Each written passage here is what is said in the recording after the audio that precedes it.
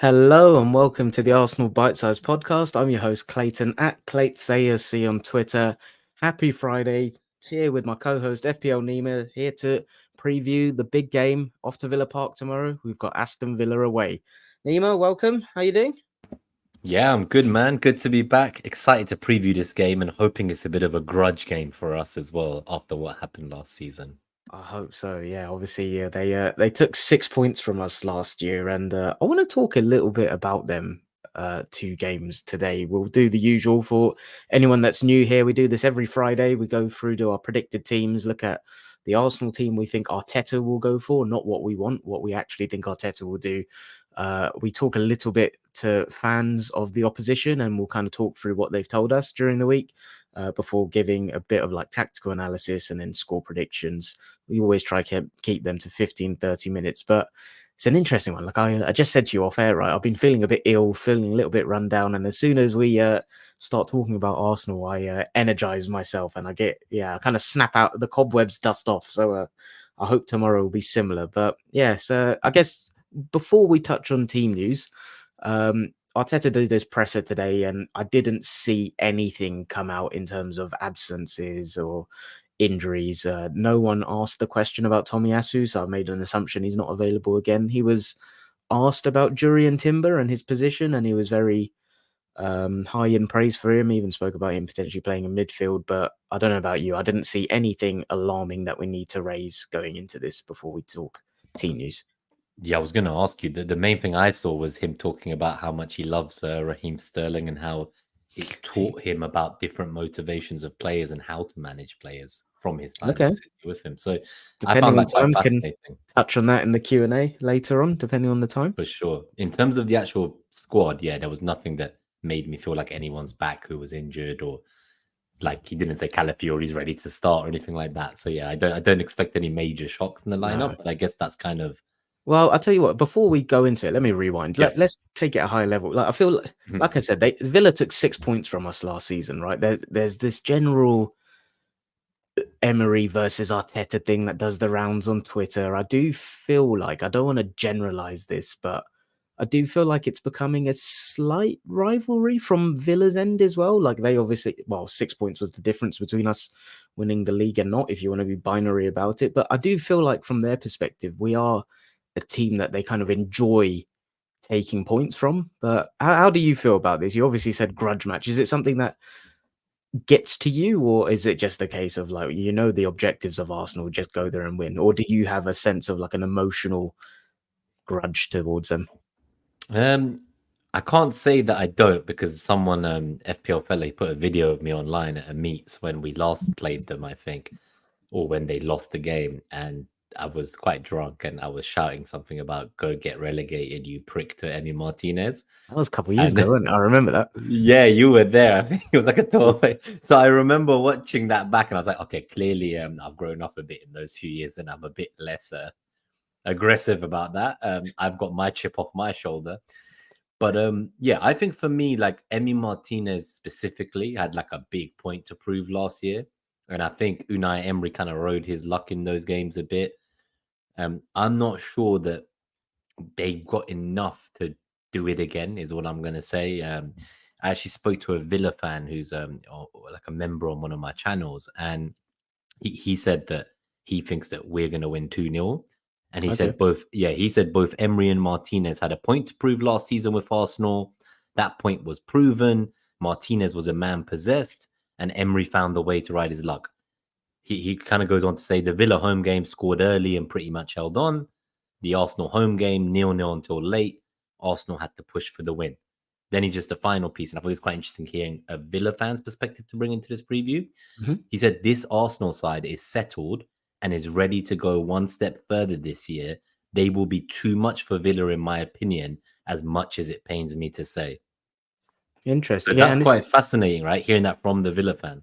interesting because when I said I wanted to touch on the two games that we had last season today, it's similar from me. Like I think when you review the games straight after the games, which we typically did last season, right? Like I think you're more emotional and you see things differently. And the away game, I was actually in Dublin that weekend, so I was watching it in a pub with my friends, and I don't know about you, but when I'm watching games in a pub with other people, I'm like half watching it. You're kind of talking, watching, like, so you don't really get the real feel for the game. But I put myself through the torture this morning in prep for this of watching the highlights of both games, and I know it's only highlights, so you have to be careful. But combining that with the stats, like unexpected goals in the 1-0 defeat at Villa Park last year. It was 1.4 to us, 0.57 to them, 62% possession to their 38. And there were like they scored early, right? And it was John McGinn, 7th minute. It came from like Bailey attacking that area where we'll touch on who will play at left back. It was Zinchenko last year. We did actually go with Havertz left 8, Jesus up top. But it was interesting watching the highlights in that game. Like they got that opening through the Zinchenko weak spot. But we had chances. There was one where Odegaard was in his central area and he slotted it, and Martinez was really proactive, dived the right way.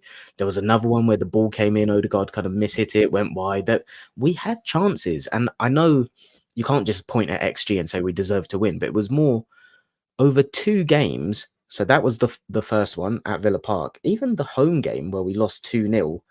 Granted, Villa hit the post and the bar, I think, but they were more like long distance and I low think one probability was from the corner, chances. right? And all of our Yeah, players were in the box defending, I remember, and they took the shot and like no one went to close it down. yeah. Like, of course, they hit the woodwork twice, but they were like low probability chances. But the one for me, which I think massively affected game state, was the Trossard one, where it was basically 3 to 5 yards out, and he had half of the goal to aim at on the left, and he just hit it straight at Martinez. And it was a good save from Martinez, good reflexes. But I think that over 2 games, there were such fine margins that I think the variance swung so heavily against us. And I'm similar. I don't think it will happen again. Grant, like we'll talk about. I'm not saying I'm confident we're going to go there and absolutely win, but I actually think we were quite unlucky. And also, the other factor was at Villa Park, we didn't have it. Arteta in the dugout. He obviously was suspended, which I forgot about that. Yeah, that's that's big. that is self-inflicted, I guess. But I think there were a lot of you can go one of 2 ways, right? You can look at it and like, oh yeah, we dropped 6 points against Villa, or you can actually try and analyze how were things. Like I look at the Fulham game at Craven Cottage New Year's Eve, and I don't really take many positives from that. But as bonkers as it sounds, with those 2 games against Villa last year, there were positives. We had chances, we just weren't clinical, and I think that was the difference. It was literally one team took their chances on in both games, and one team didn't. I think it's as simple as that. But let's yeah, that was just something I just I think it is, and I think that's important because just speaking like from a kind of rival point of view. So if you forget Villa fans and people's opinions, so I told you what the Villa fan thought about this, that we've got too much for them this time, and that our team's kind of gone another level up from last time. And the 2 people who had points to prove, they've kind of proven their point. There's only so much like they can maintain. In the same way I've lost my vitriol to Emery in the last 2 years, I'm sure he proved his point and he's kind of moved on to a bit, hopefully. I know he's talked about us in every interview. That was I the was just running gonna say, joke. to be honest, I feel like that sort of thing at the professional level, you spoke about like Arteta talking about psychology and how to motivate people. I feel like they will do whatever they can to find that psychological edge. So they'll probably be using it again, but hopefully this time it's a case of if we can play the way we did in the 2 games and create the amount of chances we did, let's actually be clinical this time. But we spoke about a couple of areas of the team. For the audio listeners, I have got the team that played against Wolves on the screen. So it was David Raya in goal, Ben White, Saliba, Gabriel Zinchenko. It was the midfield 3 of Partey, Rice, Odegaard, and the front 3 of Saka, Havertz, Martinelli. We obviously said Arteta was quite vocal in his praise for Jurriën Timber in the presser. Any changes? Well, do you think Arteta will make any changes to the team tomorrow? So I personally think that 10 of the 11 positions will stay the same. And if Timber trained well this week and there's 0 fitness concerns, I would want and expect him to be started by the manager, especially after the praise. However, I personally feel that because of what happened in preseason and the slight kind of setback with the foot injury, I know it's not related to the knee injury, but it kind of took away some of those minutes. And so I asked myself, is Jurriën Timber ready to play the 90 minutes from the get-go? I don't think he is. And my next thing is like, so if he then has to sub off, do I want a Kiwior or a Zinchenko to sub on?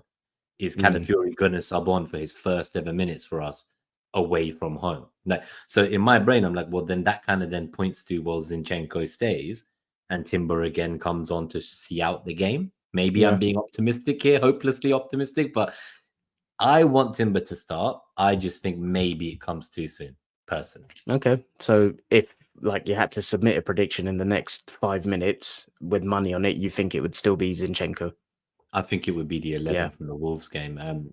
The alternative is like maybe you could squeeze in like a Trossard for a Martinelli. That's debatable. Maybe you could squeeze in a Jorginho instead of a Party, but I don't like. It's the left back position that I'm more confident maybe Timber comes in. I'd say right now I'm 70% Zinchenko, 30% Timber in terms of Sure. who will start.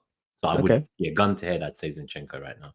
Yeah, fair play. I'm similar to you. I think 10 of the 11 are pretty much locked. I think Martinelli, Trossard, yeah, there could be a debate there. I think I've really heavily swung in the way I predict team lineups in the last week, just because I think I was so confident that there would be week to week tactical changes going into the season. And I think the lineup last week just illustrated to me that I think combine that with the lineup he used, he being Mikel Arteta, used in the run-in last season, I think unless there are enforced changes through fatigue, injuries, suspensions, I think it will just be one or two positions in the team that could change week on week in terms of who is the player that plays at left back, who is the player that plays at left wing. And other than that, I don't think he's going to experiment with that kind of left eight and six in terms of Havertz, Jesus Party anymore. I think that's his tried and tested functional system that he's going with now. Mikel Merino obviously seems like it's going to be over the line soon. So do you think they're going to hold that back? Do you think they're going to kind of announce it today? Because he's obviously flowing for the medical is the latest news. Or do you think that they're going to kind of, if we lose, try to use it as like a way to calm, fan the flames a bit?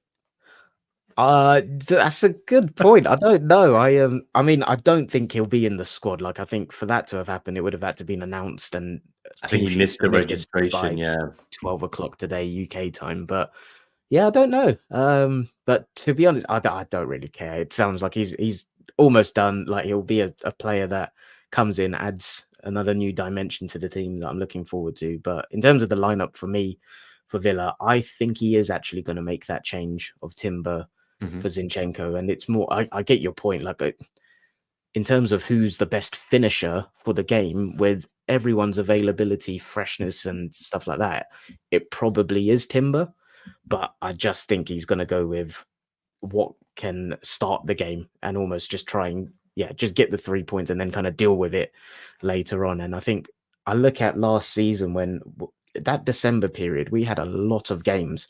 And I remember going to Villa Park. It was obviously, yeah, that period, December. And the general narrative at the time was everyone was concerned about Zinchenko. But at the time, both Tomiyasu and Timber were out.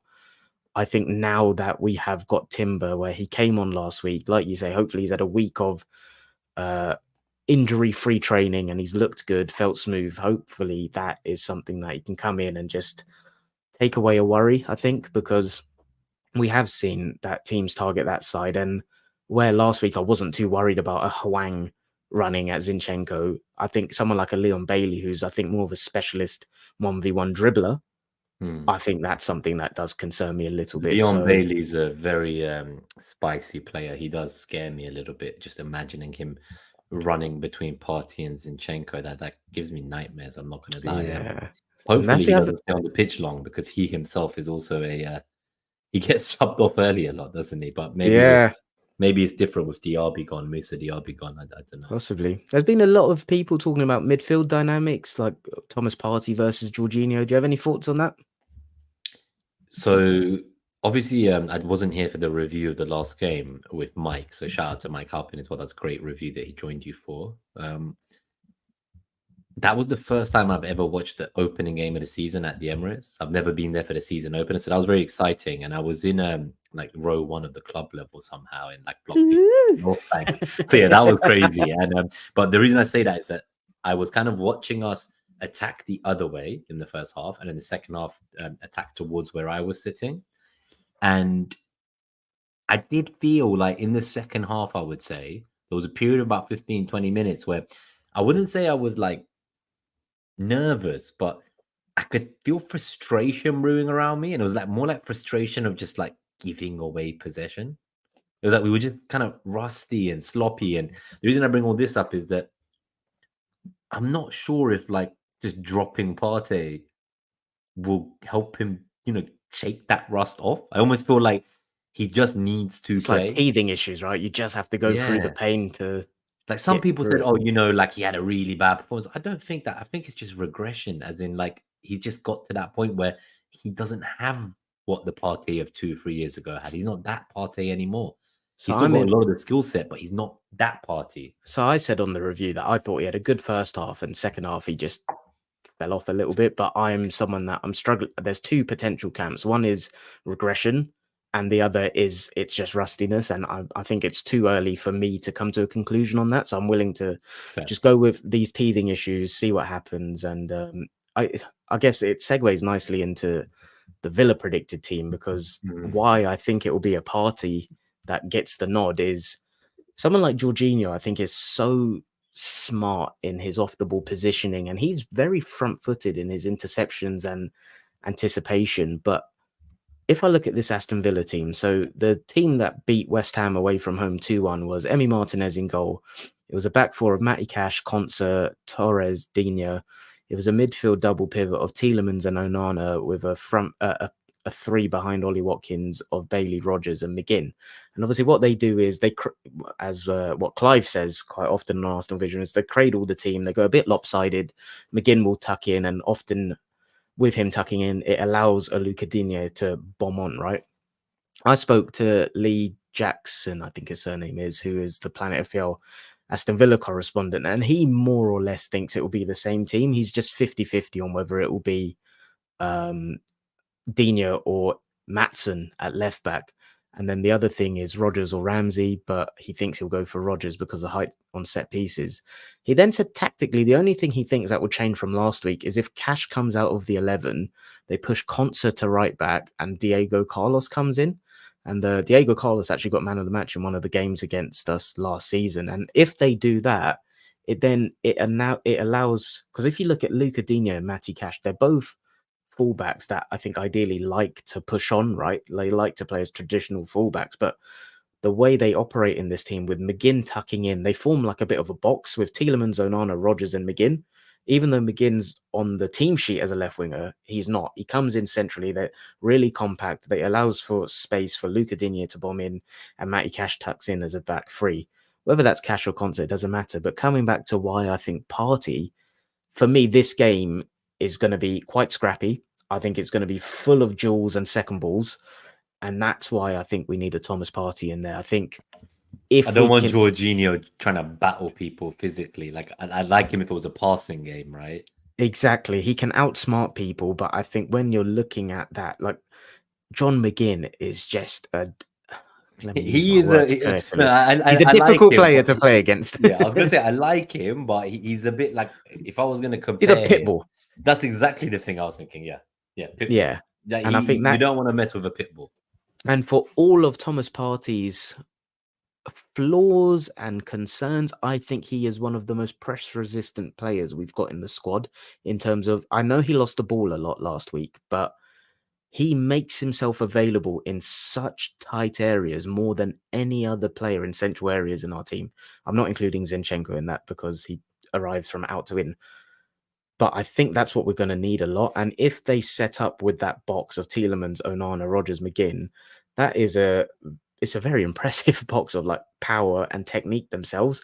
So I think I think this game is absolutely one of those football cliches, going to be won in midfield tomorrow. And this is what I said I can't remember if it was the review, but I wish Mikel Merino was ready for this game, because this game for me, if we had Rice, Merino, Odegaard, I'd be so confident, because I think this is the sort of game, I talk about my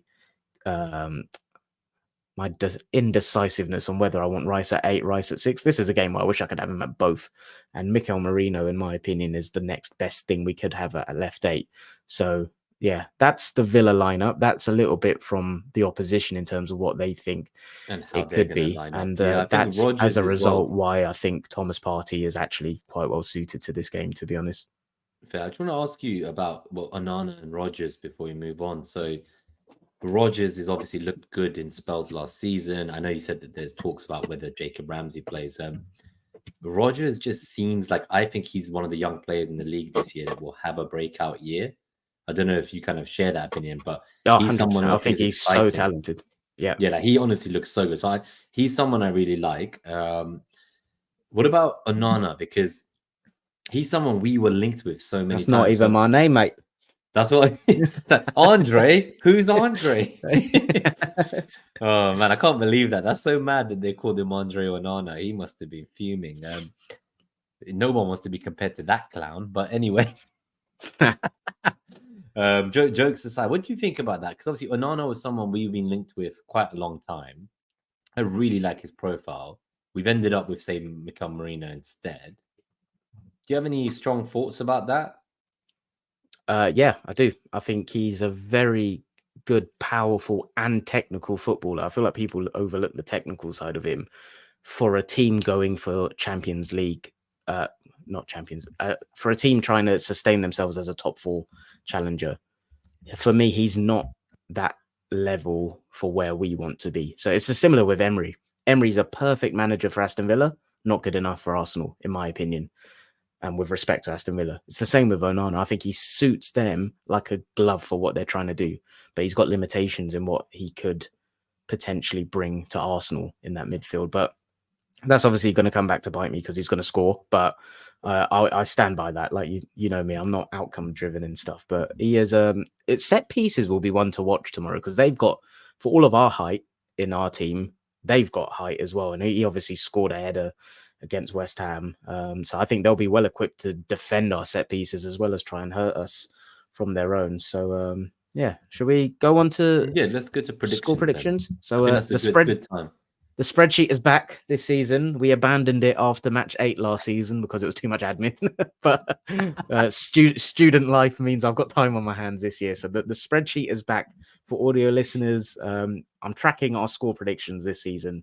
We've got some stats on the number of matches predicted, the percentage of correct outcomes, correct scores, goals for predicted, goals against, and then marrying that up against how many we've actually scored and conceded. As well as the general how many wins, draws, or losses we've predicted versus the actual outcomes. We're off to 100% start. We both predicted a win against Wolves. I would be concerned if we didn't, but we both went with 3-0 and we obviously won 2-0. So off to a decent start. I think 3-0 was such a a popular scoreline last week. I'm sure everyone in the chat said it. I think a lot of people would have predicted. Yeah. I think when you look back in hindsight at the kind of the fact it was the first game, you do start to realize maybe we as fans don't quite think the way that like clubs and players do in terms of like slowly gearing up. I mentioned this because of Rodri. He gave an interview recently and he basically talked about how like Man City like to just like take it easy at the start of the season and like play it slow and just figure out what works and then really go for it when it comes. So I was like, okay, he's saying all this. Equally, he also said that he felt that we were on their level, which in prior summers, he's also given interviews where he's tried to kind of throw shade at our mentality and we're young and stupid and don't know what we're doing and naive, etc., etc. This was the first time Rodri was kind of like saying we are like toe-to-toe with them. So it was quite a fascinating interview in general. If anyone's not watched that, I do recommend it, just hearing his way of thinking. Because obviously these guys have won, come on, man, like 4 Premier Leagues in a row, trebles. Like I'm always fascinated looking into the mind of a winner like that and seeing how they approach things. And I think we always talk about City going these incredible runs at the end. We had our own. Yeah, we did. Last year, but it still Villa was the only team that took 3 points from us in 2024, I think, in the league. Yeah, no, I think it was just one loss, one draw. Yeah, it was just City and Villa, right? That was it in an entire half of the season. So that is tough. So that's what I was going to ask about because he talks about starting slow. What are your thoughts on that? Like, because let's say if there was a setback against Villa, my view is that like it's so early in the season that means nothing. Like if we get 0 points and City get 3, it's just still so early. There's still so much to happen, right? Whereas I've got people who I'm seeing on my timeline who are like full on doom and gloom. Like I saw Arsenal fans going on about how Unai wasn't given as much of a chance as Arteta after we won a game 2-0. People Yeah. were criticizing the team for that rustiness in game one. So is it just that we're like victim of our own expectations now? Like the team has done so well these few years. Because the first year we challenged for a title, we just finished fifth.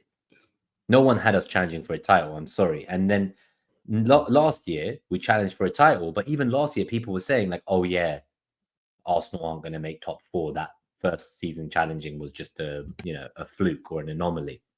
Now that we've done it twice and we're coming into this season, this is the first year I remember in the last 2 decades where we're not in conversations for the top four.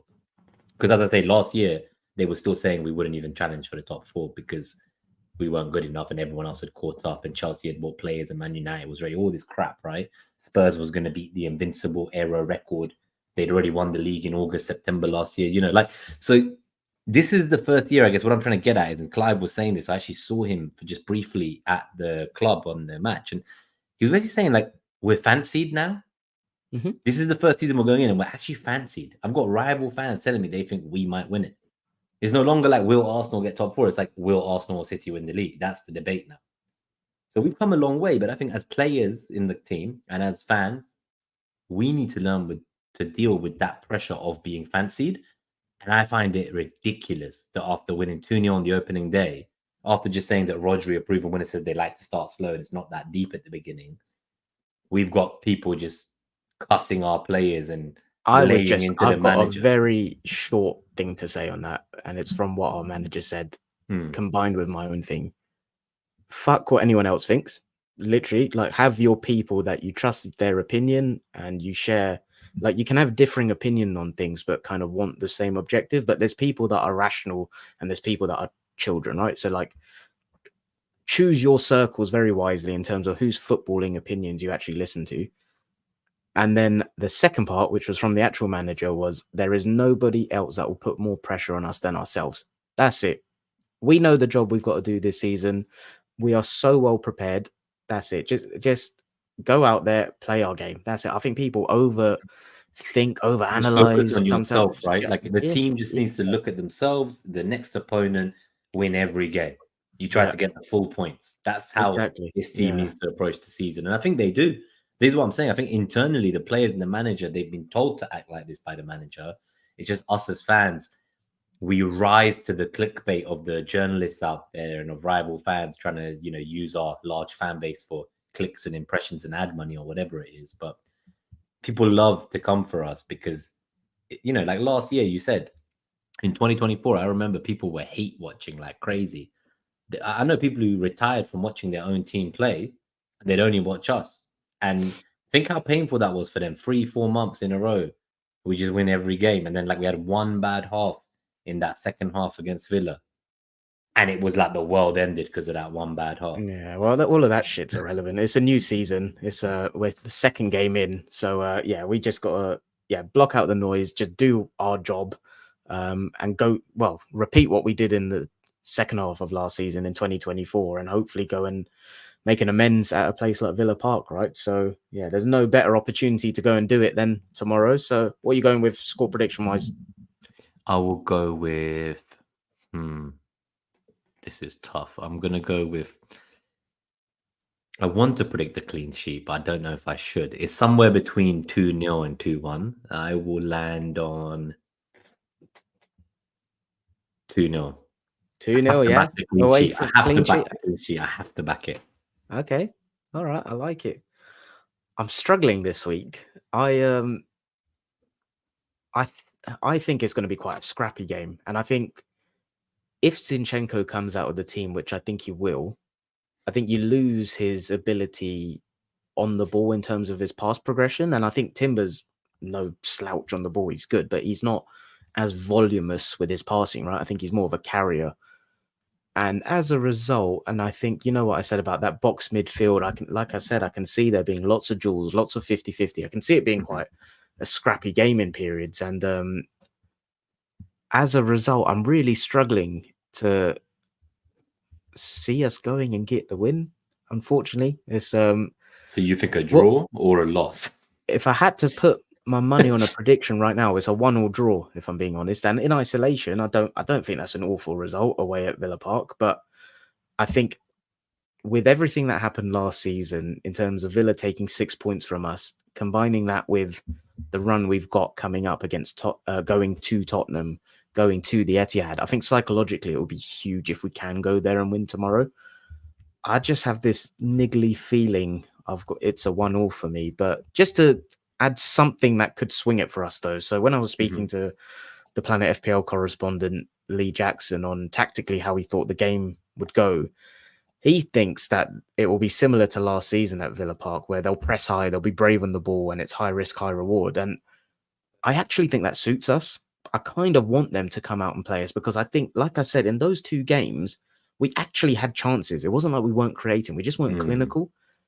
And I think if we get it right, and we absolutely tomorrow cannot be as rusty as we were last week against Wolves, and I'm talking like Saliba and Partey in there, and Zinchenko had 1 or 2 under-hit passes, but it feels harsh to put him in that bracket. That's what I mean. Like Saliba was there too, but then we remember he went so far in the Euros. So I think and it's like everyone needs to be 100% concentration tomorrow. Like you remember Stamford Bridge last season, like first touch for everyone was just off. You could just tell the technique was not there that you can't afford for that tomorrow. I think if Villa come out and press us and play us, technique and concentration has to be hand in hand 100%. And if it is, I think we could go on and actually win fairly comfortably. I've just got this niggling feeling in me that it's going to be quite a close, scrappy game, and it's going to be 1-1, if I'm being honest. But so I hope I'm wrong. I'm actually going to the game as well, so I definitely hope I'm wrong. Should we shout out some of the guys in the chat? We've had a few. Yeah, there's lots of people live. Thank you for tuning in. Let's take their comments up on screen and say hello to everyone. Go for it. So we've got Tommy Gunn. Afternoon, everyone. Hope you're good, mate. He says revenge will be sweet. He's going 2-0 to the Arsenal, same as you, Nima. He said. Tommy also said, we started with Rice 6, Havertz 8, Jesus 9 last season. I really hope we don't try that again, but fear we might. I'm not as against that as everyone else seems to be. I think it's very overstated. I could how see bad that is, in my opinion. Let's say if Partey didn't look great in training and Arteta was like, you know what, I need to like come up with like something that's going to throw them. Like it could all be mind games, right? Like that last game in the Emirates Cup, he just out of nowhere changed players that had not been changed. Like suddenly it's like, oh, Martinelli's been dropped for Trossard, and like this guy's Havertz is back in midfield. It's like, and then I remember saying preseason that I felt like that was a smoke mirror, and that against Wolves it would go back to the first game against Bayer Leverkusen, I think it was, or something. I was like, he's playing with you. I reckon he's got one trick up his sleeve we've not predicted for. He will have spent tomorrow, yeah. Time. Yeah, like he will have, you know, the light bulb moment and the Anfield music, something of that level. I believe deep inside, something of that level is happening. He's tried to psychologically remind them what happened and just get that extra motivation out of them. I truly believe he has got a surprise in store for us. So maybe this lineup that you've just said that you're not so against, maybe this is what happens if he doesn't trust Partey. I mean, don't get me wrong. Like, I wouldn't go with that lineup for tomorrow. I just think if we were forced into using it, I don't think that lineup is as bad as everyone else makes out. But in my opinion. I guess why I say this is I would go with this lineup over playing Jorginho as the 6. Because someone was telling me, oh, if Partey's not ready, you just put in Jorginho and carry on. I was like, no, I don't think so. Not for me. Fair enough. We've got Marsh that was also in very briefly. He said they can't stay, got a meeting, but come on, you Gunners. Fingers crossed we figure it out against Villa. Timber in for Zinchenko, the only change for me. Fair play. Hope the meeting went well, mate. Tommy added on to the predicted lineup saying, agreed, I've only predicted one change. Timber, think it's close with Zinny though.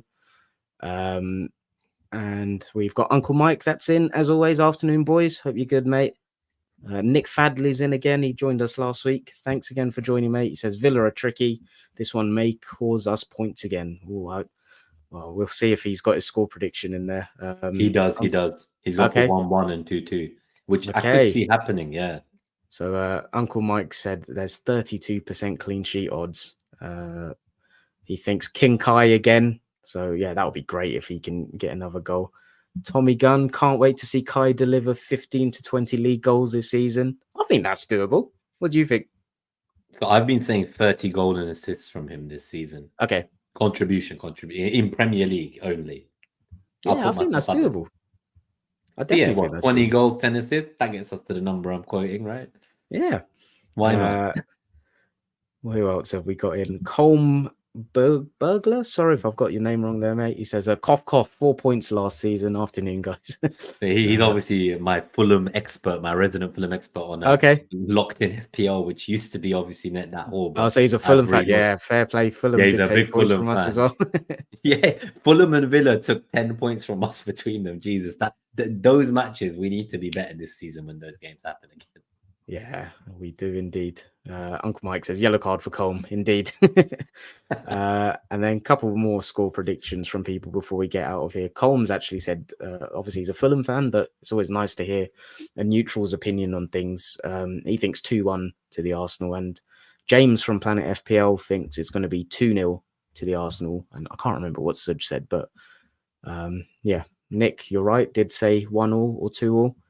And yeah, that's a wrap, I think, for this show. So everyone, thank you very much for joining. It was a little bit of a longer show than we usually do on these Friday previews, but lots to cover. I think it's a game that has become, not a rivalry, but it's definitely getting a little bit spicy. I think there's the Emery Arteta narrative. There's the fact that they took 6 points from us, and Emi even Martinez obviously is the shit house as well. how the flip can I forget that? You know, I've got a Villa fan coming on next week for my Locked in FPL episode, and I've promised that if they win, I'll put that photo of Martinez with the fucking golden glove from the World Cup. You know, that really disturbing celebration on stage.